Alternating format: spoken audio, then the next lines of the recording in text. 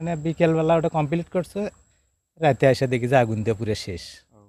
জি, ওটা পুরো শেষ পুড়ে হয়ে গেছে, হ্যাঁ। আচ্ছা আর আরেকটা ঘটনা আমরা ছোটবেলায় দেখছি, আমাদের বাড়িতে বাইরের কোনো মেহমান আসলে হয়তো কাপড় চোপড় নিয়ে আসে, কাপড় চোপড় আপনি আনলাই রেখে দিলে রাত্রে সবগুলো কাপড় আপনি কেচি দিয়ে কাটা। আচ্ছা, মানে বুঝছেন? বাইরের লোক আসলে বাইরের লোক আসলে আপনাদের নিজেদের আমাদের কোনো কোনো ক্ষতি সমস্যা হতো না, হয়নি, হ্যাঁ হ্যাঁ। বাইরে কোনো মেহমান এসে মেহমান রাখলে আসলে এটা আমরা দেখেছি কে রে আনলার কাপড়গুলো সব মানে কেচি দিয়ে ঘরের কেচি দিয়ে, ভিতরেই অবস্থা, ঘরের ভিতরে দরজা অবস্থা। জানালা বন্ধ জি কিন্তু জি জি, কাপড় কেচি দিয়ে কাটা। কাপড় কেচি দিয়ে কাটা। কি হয় ওই জায়গায় শোনেন, কি হয় ওই জায়গায়?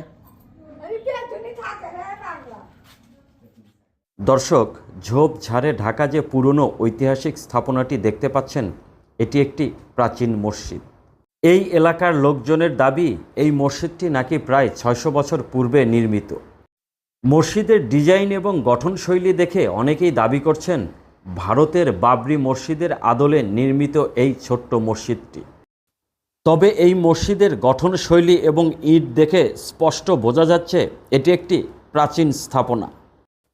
বর্তমানে এই মসজিদকে ঘিরে এই এলাকার লোকজনের মাঝে কিছু ভুতুড়ে কল্পকাহিনীর সৃষ্টি হয়েছে। এই মসজিদকে অসম্মান বা অবমাননা করলে নাকি অনেক বড় ক্ষতি হয়, এমনকি মৃত্যু পর্যন্ত হয়েছে। এবার চলুন এই মসজিদটির আরও কাছে যাওয়া যাক, ভিতরে প্রবেশ করে আরও ভালোভাবে দেখি এবং জানার চেষ্টা করি এর অজানা ইতিহাস এবং বর্তমান ঘটনাগুলো সম্পর্কে। দর্শক, আমরা এখন মসজিদের পূর্ব পাশে এসেছি। এটি মসজিদের প্রবেশের দরজা। মসজিদটির দরজার উচ্চতা এবং প্রশস্ততা খুবই কম। উপরের যে মিনারটি সেটি বিভিন্ন ধরনের গাছ এবং লতাপাতা ঢেকে রেখেছে। এই যে দেখতে পাচ্ছেন দরজার দেয়ালের অংশ, ইটগুলো খুলে খুলে গেছে, কোথাও ভেঙে গেছে। চলুন এবার ভিতরে প্রবেশ করি। ভিতরটা এখন অনেক পরিষ্কার দেখা যাচ্ছে, কারণ এখানে প্রতিদিনই অনেক দর্শনার্থী ঘুরতে আসেন, জানতে আসেন অজানা ইতিহাসকে। এটি মসজিদের উপরের মিনারের ভিতরের অংশ। দেখুন, মিনার পর্যন্ত বিভিন্ন ধরনের গাছ লতাপাতার শিকড় ঝুলতে দেখা যাচ্ছে। এটা মসজিদের মিম্বরের অংশ। জায়গাটি খুবই অল্প, কোনো রকম একটু চিহ্ন দেওয়া আছে। এখানে দাঁড়ানো বা কারো পক্ষে বসা সম্ভব নয়। এই মসজিদের ভাঙা দেয়ালের মাঝে বাসা বেঁধেছে ব্যাঙ। ব্যাঙগুলো যে জায়গায় বাসা বেঁধেছে এটি মাটি থেকে প্রায় 5 ফুট উচ্চতায়। এই যে দেয়ালের যে ইটের গাঁথনি, এর উপরে কিন্তু এগুলা মাটি। ঐতিহাসিক স্থাপনাগুলোর ইটের গাঁথনিগুলো যে চুন সুরকি দেওয়া করা হয়, এটা কিন্তু সেই রকম না। এখানে যে দেখেন, এই যে এগুলো কিন্তু মাটি, এই যে মাটি, এই যে এটা সামনের অংশ। এখানে এই যে দেখেন, এই যে এই যে ইটের ফাঁক, এই ফাঁক দিয়েও কিন্তু মাটি। তাতে বোঝা যায় যে কাদা মাটি দিয়ে হয়তো এই ইটগুলো গাঁথা হয়েছে। ভিতরটা এখন অনেক পরিষ্কার এবং এই যে গাছের শিকড় বাকড় দেখা যাচ্ছে, হয়তো পুরোটাই গাছের শিকড় বাকড় দিয়ে ঢাকা ছিল। এটির কথা প্রচার হওয়ার পরে অনেকেই এই স্থাপনাটি দেখতে আসছে, যার কারণে ভিতরে হয়তো পরিষ্কার করা হয়েছে। এই যে এখানে দেখেন কত মোটা একটা গাছের শিকড়। তবে এই যে দেখেন, এই যে ইটের ফাঁক দিয়ে, এগুলো কিন্তু সব মাটি। এটা বোঝা যাচ্ছে যেটা মাটির গাঁথনিতে তৈরি। তবে ইটগুলো অনেক পুরনো আমলের। পুরাতন যে স্থাপনাগুলো, সেই স্থাপনাগুলোতে যেরকম পাতলা ইট দেখা যায়, এখানেও কিন্তু এই ইটগুলো সেই রকমই। তবে আমরা একটু চেষ্টা করব এখানকার স্থানীয় কোনো লোকজনের সাথে কথা বলে এটা সম্পর্কে আরও বিস্তারিত জানার। তবে এত ছোট জায়গা, এটি একদম স্কোয়ার মাপ। এইদিকেও যতটুকু, এইদিকেও ততটুকু, একদম মানে স্কোয়ার যেটা বোঝায় সেই রকম মাপ। তবে আমরা একটু আপেল ভাইয়ের মন্তব্য জেনে নিই। আপনার এই স্থাপনা দেখে কি মনে হচ্ছে বলেন? এখন অনেকেই বলে ৬০০ বছরের পুরাতন। তবে এই গাঁথনি দেখে এরকম মনে হয় না যে ৬০০ বছর। তবে পুরাতন ঠিক আছে। তবে ৬০০ বছরের মানে একটু সন্দেহ লাগে যে মাটির গাঁথনি। তারপরে এই গাঁথনিগুলো যদি চুন সুরকি দিয়েও হতো, এটা তো পুরোটাই মাটি। হ্যাঁ, বগুড়ায় লাল মাটি দিয়ে গাঁথনি হয়, ঠিক আছে, এটা অনেক পুরাতনই। তারপরে এগুলো স্থাপনা সাধারণত ওই সময়ে হয়তো মাটির গাঁথনি থাকার কথা না। চুন সুরকির গাঁথনি হওয়ার হয়, ঐতিহাসিক স্থাপনাগুলো দেখা যায় কিন্তু আসলে বাস্তবে এটা যেহেতু জানি না এখানকার স্থানীয় লোকেরা, এবং যেহেতু এটা অনেক পুরাতন, এরা বলতে পারবে কিনা সেটাও একটা বিষয় আছে। তবে এটা যে মসজিদের আদলে করা, এটা অনেকটাই বিশ্বাসযোগ্য। যেখানে এখানে নামাজের ইয়েটা দেখানো হয়েছে, মিনারের ইয়া এদিকে হবে, এটা দরজা দেখাচ্ছে দুইটা। একটা দরজা এই পাশে, এটা হচ্ছে আপনার উত্তর পাশে একটা দরজা, আর এটা হচ্ছে পূর্ব পাশে পূর্ব পাশে একটা দুইটা দরজা। দরজা, দুইটা দরজা। মানে উত্তর পাশেরটা একটু চাপা এবং পূর্ব পাশেরটা একটু বড়, কিন্তু দরজার উচ্চতা দুইটা একদম সমান সমানই মনে হচ্ছে হুম। আমার কাছে। আসলে ভিতরে তেমন আসলে দেখানোর মতো আর কিছু তেমন নাই। কিছু নাই। একদম পুরো ছাদ যতটুকু পুরোটাই একটা গম্বুজ, মানে নিচ থেকে যে দেয়াল উঠেছে দেয়াল থেকে শুরু করে আর উপরে পুরোটা জুড়েই একটা বড় আকৃতির একটা গম্বুজ। এখানে আশেপাশে বাড়ি আছে, এই যে মসজিদের পূর্ব পাশের অংশ দেখাচ্ছি, এই দিক দিয়ে বেশ কিছু ঘরবাড়ি, এবং উত্তর পাশে এই যে দেখেন এই পাশেও বাড়ি রয়েছে। তবে আমরা এখানে কোনো মানুষজনের দেখা পাচ্ছি না। পশ্চিম পাশে এই পাশে বাঁশঝাড়, এবং এই বাঁশঝাড়গুলোর ওই পাশে ফসলি জমি। এটি মসজিদটির সামনের অংশ, অর্থাৎ পশ্চিম পাশে। আমরা এর পশ্চিম পাশে অবস্থান করছি। এই যে দেখুন সামনের অংশ, এটা মসজিদের সামনের মেম্বরের অংশ। এখানে বেশ কিছু কারুকার্য করা হয়েছিল যা এখন ধ্বংস বা নষ্ট হয়ে গেছে। এই যে দেখুন এই পাশে কোনায়ও সুন্দর একটি গোলাকৃতির পিলার, যার নিচের অংশ সুন্দর কারুকাজ করা হয়েছিল, কিন্তু সেইগুলো ধ্বংসপ্রায় নষ্ট হয়ে গেছে। এখনও এর উপরে গাছপালা এবং বাঁশ যা ঢেকে রেখেছে উপরের মিনারটি। এখান থেকে হয়তো অত স্পষ্ট বোঝা যাচ্ছে না, তবে মিনারের উপরের অংশ গোলাকার এবং তার নিচেই এটি অন্যরকম একটি কোণাকৃতির ডিজাইন করা আছে, যেটা পরিষ্কার করলে হয়তো স্পষ্টভাবে বোঝা যেত।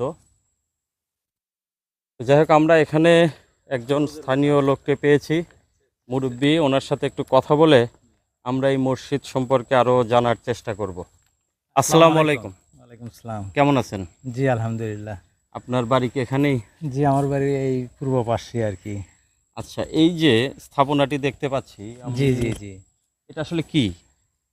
এটা আমরা জন্মের পর থেকে আমরা জেনে আসতেছি যে এটা একটা পুরানা মসজিদ। মসজিদ। মসজিদ জি। আচ্ছা। এটা ব্যবহার হয় না? ব্যবহার হয়নি। এটা দীর্ঘদিন আপনি এইভাবেই আছে, পরিত্যক্ত অবস্থায় আছে। তবে আমরা মানে গল্প শুনে আসছি যে আপনার এই দিক দিয়ে নাকি আপনার ওই যে সুর নাকি সুরের পাল যায় না, হ্যাঁ, সুরের পাল। সুরের পাল যাচ্ছিল, যাওয়ার সময় মানে সুর এর ভিতরে যায়, মানে সে প্রসব করছে আর কি। আচ্ছা। করার পরের থেকে এখানে আর নামাজ বন্দিকে আর হয় না আর কি। ও আচ্ছা। এই ধরনের শুনে আসি আর কি আমরা সেটা ছোটবেলা থেকে। কতদিন আগের? এটা আমরা ছোটবেলা থেকেই শুনে আসতেছি। আচ্ছা, মানে জি। অনেক আগে থেকে এই ধরনের একটা প্রচলন এটা আছে এই যে ধরনের ইয়ে, এটা হ্যাঁ, সুরের ভিতরে ঢুকে এটার ভিতরে বাচ্চা প্রসব প্রসব করার করছে, হ্যাঁ হ্যাঁ বাচ্চা প্রসব করছে। করছে, হ্যাঁ হ্যাঁ হ্যাঁ। ও আচ্ছা, এখানে সুরের পাল যেতে এর ভিতরে একটা বাবা। সুর ঢুকে বাচ্চা প্রসব বাচ্চা করে, প্রসব করছে, হ্যাঁ। তারপর থেকে এখানে নামাজ বন্ধ হয়ে নামাজ যায়। তার আগে থেকেও মনে হয় বন্ধ, কিন্তু আমরা এইভাবে আচ্ছা, শেষ এই মসজিদটির আনুমানিক বয়স কেমন? আনুমানিক বয়স এখন আমাদের পূর্ব দাদা, বাপ, চাচা, দাদা, তারাও সবাই বলতেছে, তারাও সব সময় এরকমই দেখে আসতেছে, এবং তারা বলতেছে আনুমানিক 300-400 বছর তো হবেই। তার মানে আপনার দাদাও উনিও এইরকমই দেখে এইরকম গেছে, অবস্থায় হ্যাঁ দেখছে, হ্যাঁ। ওনার সময়ও এখানে না নামাজ না আদায় হতো না না, না না এটার না। কোনো জি ব্যবহার জি ছিল জি, না। না। আর এটা আপনার এর আগে আপনার এটা একবারে ঝাউ জঙ্গলে ঢাকা ছিল। আচ্ছা। আপনার এই যে গাবতলী উপজেলা ভাইস চেয়ারম্যান হয়েছিল, হুম। উনি একবার এসে এখানে আপনার লোক দ্বারা এগুলো পরিষ্কার করলো। আচ্ছা। করার পরে আপনার মিডিয়াতে দিছিল, দেওয়ার পরে আপনার 1-2 মাস হুম। মিডিয়া থেকে শুরু করে এত লোকজন আসা শুরু হলো, আচ্ছা, হুম। আমরা বাধ্য হয়ে, লোকজন করে কি ওই পয়সা এখানে ফিকে দিয়ে যায় ইয়ে করে, আচ্ছা। আমরা বাধ্য হয়ে টিএনওর কাছে গেলাম। টিএনও সাহেব আমাদেরকে বললো যে আপনারা একটা দান বাক্সর ব্যবস্থা করেন। তারপরে আমরা ওই যে ওখানে টিউবওয়েল বসে দিছি, মানে লোকজন এত আসতেছিল আর কি। আচ্ছা।